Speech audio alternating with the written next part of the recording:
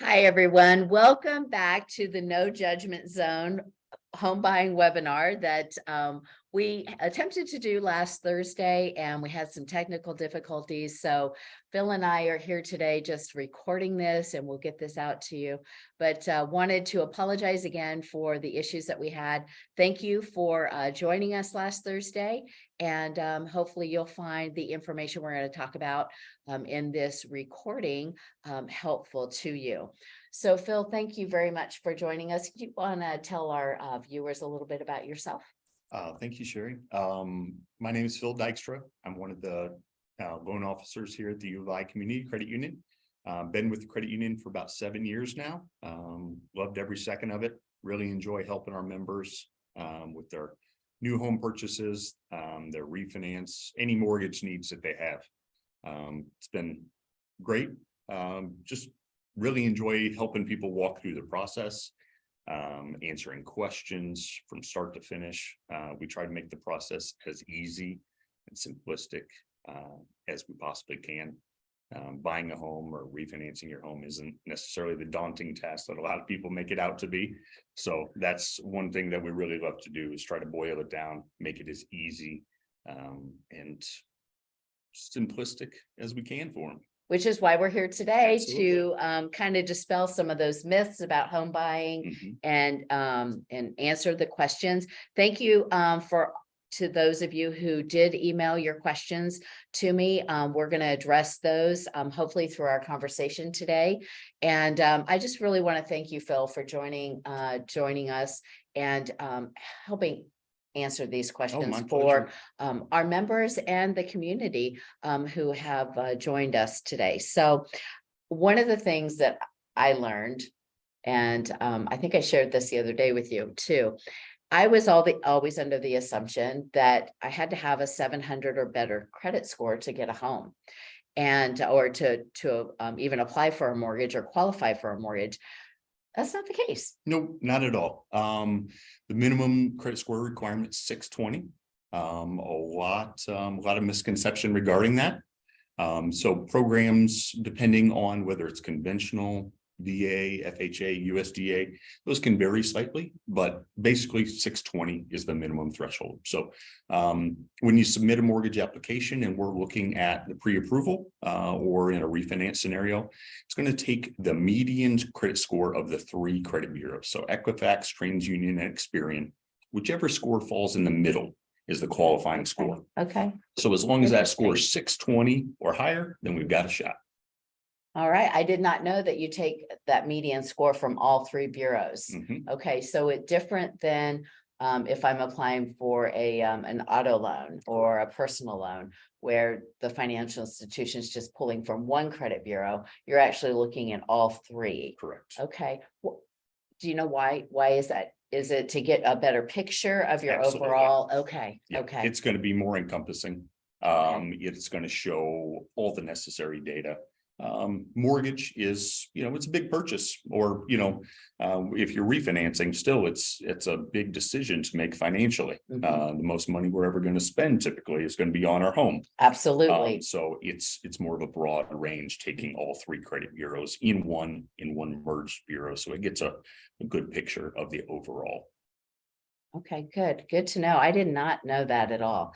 So what are some of the different types of mortgages available on the market for consumers? Yeah, as far as programs for purchase, you have conventional mortgages, which is, I'd say probably 90-95% of the time is going to be the most cost-effective route for someone purchasing a home.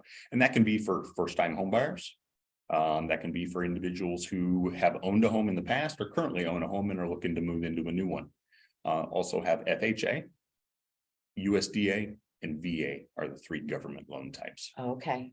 And then those probably require some certain qualifications. Correct. The qualifications for any one of the 3 government loans change slightly. There's little caveats to each one, and that's part of what we'll help with. Typically, a conventional mortgage is going to be the best fit.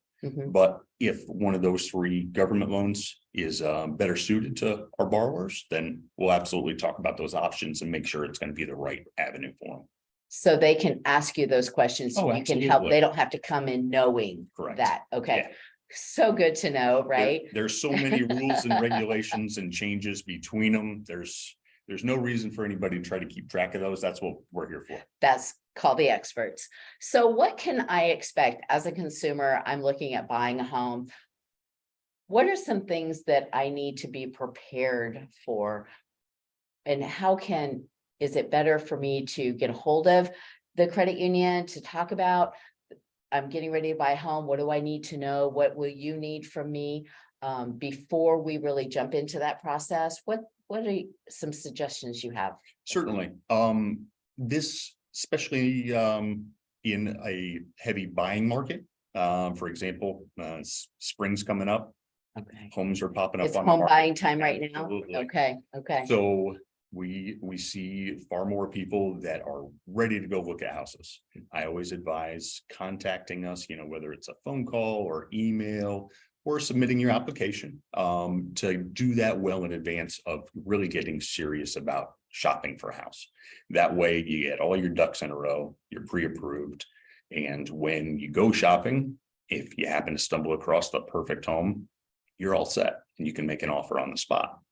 So last thing you want to do is start looking around with your realtor, find the perfect house, and now you have to scramble to get things in order. Right.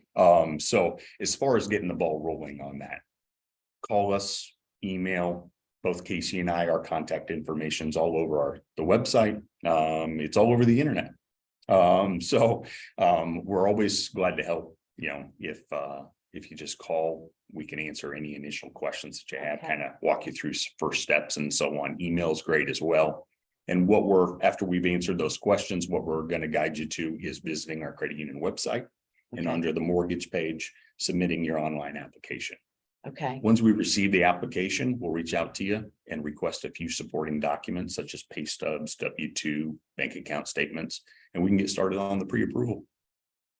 Sounds so easy. It is. You make it sound so easy. It is. It very much is. So how long is, if I go through all that and I get pre-approved and now I'm going to go out and I'm going to start looking for that dream home of mine, how long is that pre-approval good for? Great question. Pre-approval is valid for 90 days. Okay. Because credit report's valid for 90 days. Oh, okay. So for example, Sheri, if you're out home shopping, you haven't found the perfect home and that 90 days expires, you don't have to start from scratch. You're not submitting a new application. We can simply update a few items such as those pay stubs and so on. That way we have the most up-to-date data in the application, rerun the credit report and issue you a fresh pre-approval.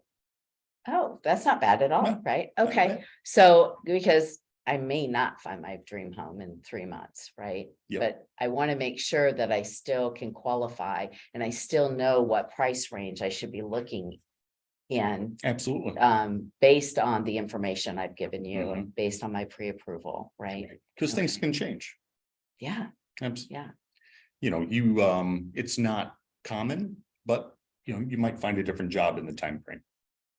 Oh, what happens if I find another job? We just need to update some data in there, get your new employer information, start date, collect some updated pay information. So we get everything adjusted accordingly so that everything in the application is accurate. So I could change jobs and it's not going to affect qualifying for a mortgage? No, not necessarily. Interesting to know because I've heard different, I get that question a lot from members that, I have to work for 2 years at the same place before I can qualify for a mortgage. Right. That goes along with that 700 credit score. Another misconception. In the application, we'll ask for a 2-year employment history. It doesn't have to be at the same employer. Ideally, it's in the same line of work, but doesn't have to be with the same employer. So we'll run into that from time to time where a borrower maybe has had 2, 3, 4 employers within that 2-year time frame. That's all fine. We just have to make sure we get all that data in the application. Okay, so you're really looking for just length employment history, not necessarily at the same place. Correct. Good to know. I hope you guys are liking this information because I'm finding great value here for me. Let's take a look at some of the other questions we received that maybe we haven't addressed. What about, here's a question about closing costs, down payments. what can we expect Mhm. when we're applying for a mortgage for out-of-pocket costs? Certainly. So one of the big benefits going through the U of I credit union for your mortgage, our closing costs for local properties is significantly less than a lot of other lenders. Roughly $1,700 in closing costs and the $450 appraisal fee. Okay. Now, that appraisal fee isn't applicable to everybody because we have partners that the credit union works with that you'll be able to allude to a little more Yes. detail. Yeah, absolutely. So along with your down payment, closing costs, your first year of homeowners insurance, and the setup of the escrow for taxes and insurance, Mhm. those comprise the total estimate of the funds due at closing. Okay. So depending on what you want to apply for a down payment, the property taxes on the property, the amount due at closing will vary, but it's very easy for us to give you an estimate of what that'll be. So we can get all that worked up, especially when you have a specific property in mind. Oh, really okay. easy to drill down and get you a really close estimate of what's going to be due. Okay, good to know. So, but it's still a good idea if I haven't gotten that far in my home buying process and I'm thinking about it, it's still a good idea to start setting aside funds for that down payment, even though I really don't know what I'm looking for. But I know that maybe in a year or two, I want to buy a home. It's probably a good idea to start setting aside funds for that down payment. Absolutely. And we can, as we move through the pre-approval process, part of what we'll gather from borrowers is documenting the available funds, whether it's in checking and savings, the vested balance in a retirement or investment account, or even possibly a gift of funds from an immediate family member. So those are all viable options for borrowers to utilize for their new home purchase. Nice. That's great. The gifts, we were talking about that before we started recording, I'm not going to say how long ago, when my husband and I were buying our first home, we couldn't accept a gift. That was something that wasn't available to us at that time. So that's really great that that's something that can happen now, because I know families want to help out their loved ones, especially when they're first time home buyers, maybe getting into that starter home or that first home for their family and get their family started. So that's really good to know. Thank you for sharing that. I wanted to circle back on the partnership. Phil mentioned that with appraisals, if you work for one of our partners, which you can find that on our website, we do waive the appraisal fee. So if you're not sure, if you work for one of our partners, you can go out to uoficreditunion.org partners, and a list of our affiliated partners are out there. And if your company isn't there, contact me, and also contact your HR department, and maybe we can work something out and you guys can become a partner for the U of I Credit Union, because that appraisal fee is a huge value when you're looking at all the added costs for a mortgage. So great plug. Thanks. Thanks for that, Bill. Appreciate that. Let's see what other questions we have. What about first-time home buyer offers? What can is there anything out there for first-time home buyers? Absolutely. With a conventional mortgage, first-time home buyers, which is determined by not having ownership in a property for at least the past 3 years. Okay. So if you are truly have never owned a home or any property, land included, for 3 years or more, then you're a first-time home buyer. And with a conventional mortgage, you can utilize a down payment of as little as 3% of the purchase price of the home. So if you currently own a home, you can utilize a down payment of as little as 5% if you like. So that's the determining factor, is whether you're on the title and deed to any property. Okay. If you're on the title and deed, then you own that property. Mm-hmm. It's not determined by whether you're on the mortgage or not. Oh, okay. So there's a difference. Correct. How can you explain the difference? Because I don't think a lot of consumers understand there's a difference there. Yeah. So being on the mortgage is you being liable for the loan. Okay. Being on the title and deed, you're liable for the property itself. Oh, okay. So it is possible maybe my husband has the mortgage, but I'm on the title and the deed jointly with him. Correct. Okay, interesting. I did not know there was a difference. I'm learning all kinds of great things about the mortgage process here.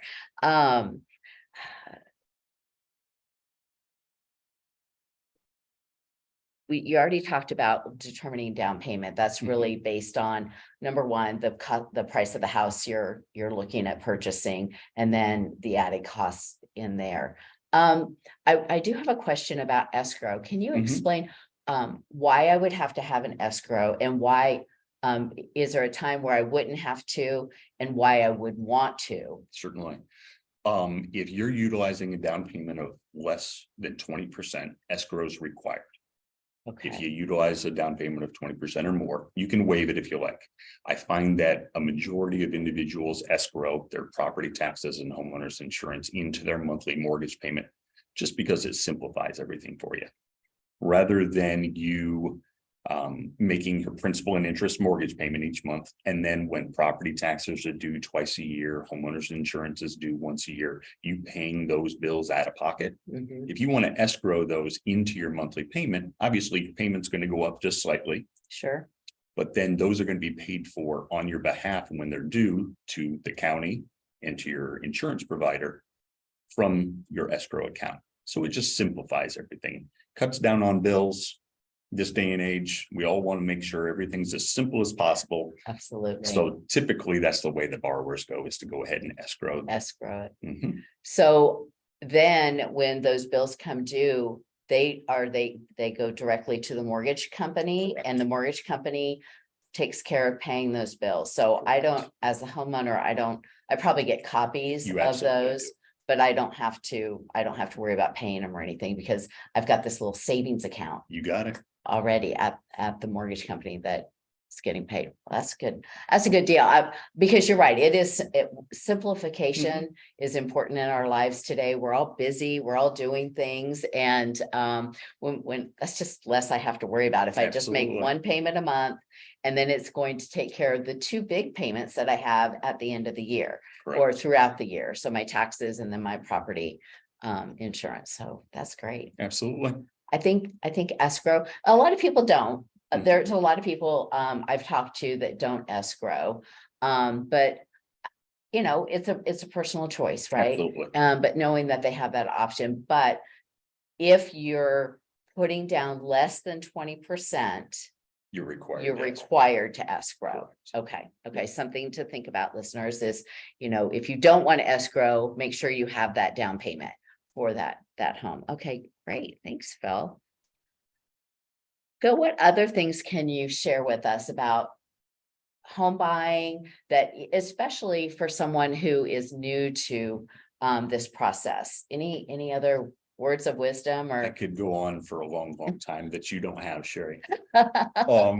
It's like I had mentioned, it's not the daunting task that a lot of people make it out to be. If you get online and start Googling things, you can make your head spin pretty quickly. So it's really best, if you're going to get online, get on uofcreditunion.org, check out the mortgage department, and contact Phil or Casey to answer your questions. You can email them, call them, and they can help you with that process. Yeah, we're glad to answer any and all questions that you have. Try to make the process simple, guide you step by step. That's really what we're here for, is just make sure everything's nice and smooth from start to finish. That's great. Well, Phil, thank you so much. I appreciate your wealth of knowledge. And again, listeners, uofcreditunion.org /mortgage, I think it is where you can get more information from Phil and Casey about the mortgage buying process. They're happy to help you out. I'm Sheri Shannon with the No Judgment Zone, and thank you for joining us. And thank you again for your patience as we got this recorded for you. Have a great afternoon, everyone.